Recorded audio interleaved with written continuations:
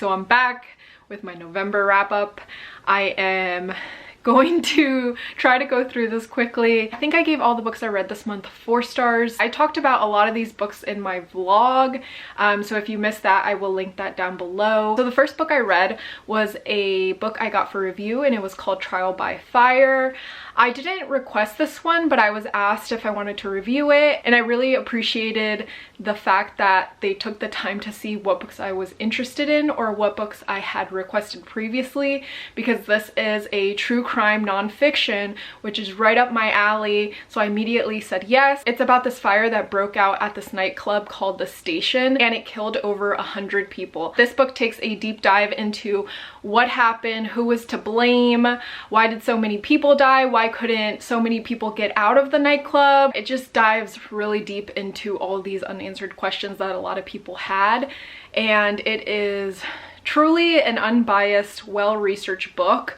It doesn't like point fingers at anyone specifically, I feel like, but you kind of figure out after reading it like who you're gonna be pointing the finger at. I just really like this one, and I definitely recommend it if you're into true crime or memoirs or nonfiction. Definitely recommend this one. The next book I read was Kill Creek. I was really excited to read this. I ended up buddy reading this with Angel, but then we both kind of put it down, and she kind of put it down for now, and I just like could not put it down without finishing it, so I just felt like I had to finish it. But it took me such a long time to finish this book. I think it took me almost 3 weeks. Probably already heard about this one. It's about these 4 authors that spend the night in a haunted house. I just thought that this book was going to take place that one night, but there's more to it after that one night, and I don't know, I liked the first half of the book, but then after they left the haunted house, I just wasn't really that into it. I don't know, I liked it, but I loved it in the beginning. I gave this about 3.5 stars, and I do recommend it, but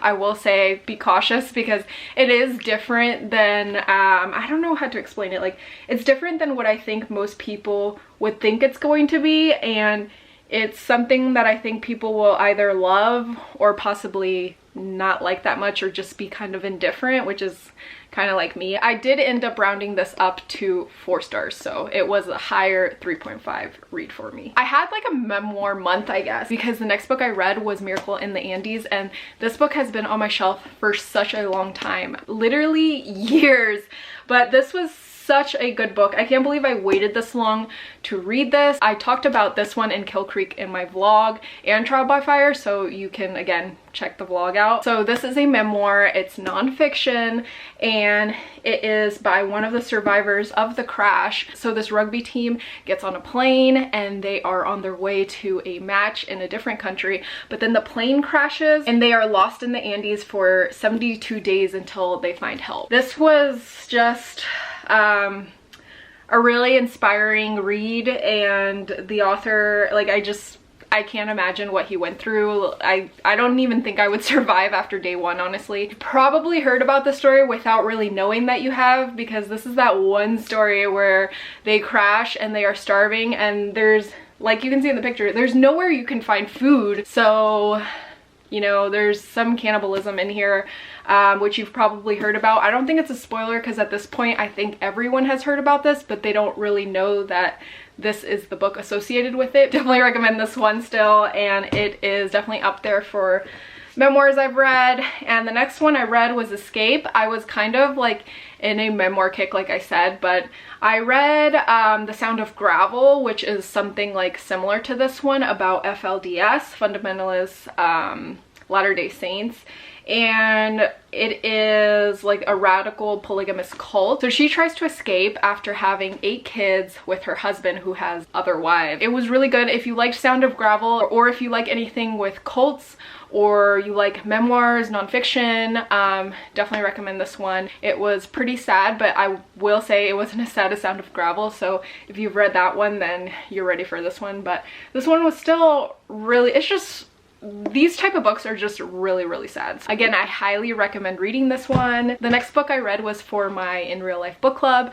We're meeting on Zoom, and we've been meeting on Zoom since March, and the book was The Boy Who Harnessed the Wind, and this one was also on my shelf for years. And this is also a memoir with some help from this guy Brian Mueller, who helps him write the book. So it's about this boy named William. He creates a windmill that can create electricity. I really, really loved the beginning of the book because it talks about like the famine that the country was going through, and it was really, really sad. And then after that, it starts going into William's childhood and him growing up and how he came up with the idea and stuff. Overall, a really, really good book, and I still have to watch the movie on Netflix because I haven't watched it, but I heard it was really good. If you're gonna read any of these, I think my top one was probably Trial by Fire, and then Miracle in the Andes, and then Escape. When it came to reading, I didn't have a good month in November, but I am reading more in December already, so it will be a bigger wrap up. Upcoming videos that are coming up, there is a vlog, there is a book haul. I have this giant stack of books behind me